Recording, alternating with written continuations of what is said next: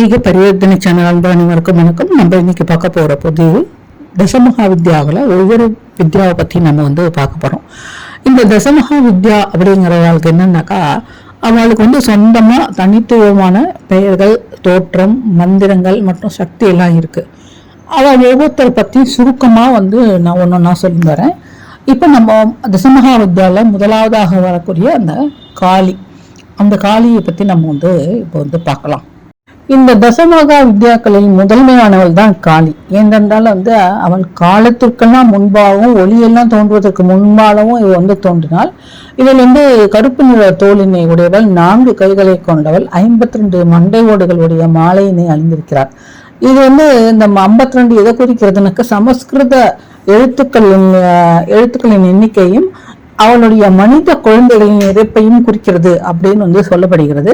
இவள் ஒரு கையில ஞான வாளை வைத்திருக்கின்றார், மற்றொரு கையில் துண்டித்த மனித தலை தொங்குறது. இது அகங்காரத்தை குறிக்கிறது.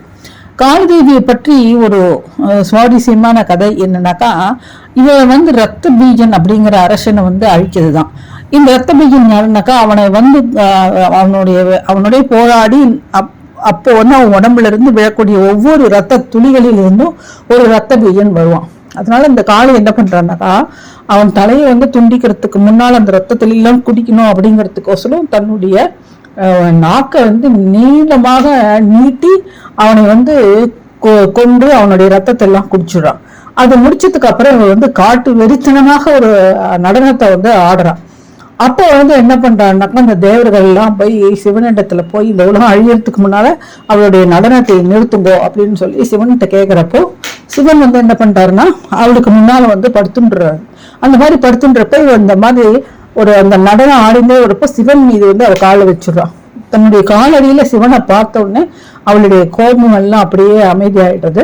அதனால அவள் எப்பவுமே பெரும்பாலும் எப்படி அவள் சித்தரிக்கப்படுகிறாருனாக்கா, சிவன் மீது காலை வைத்து கொண்டு ஒரு கையில் வேலோ ஒரு கையில் இந்த மனித தலையும் ஏந்தியபடிதான் இவளுடைய உருவம் சித்தரிக்கப்படுகிறது.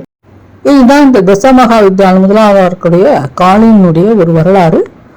அடுத்த தசமகா வித்யாவாக தாராதேவியை பத்தி நான் அடுத்த வீடியோல சொல்றேன். நன்றி, வணக்கம்.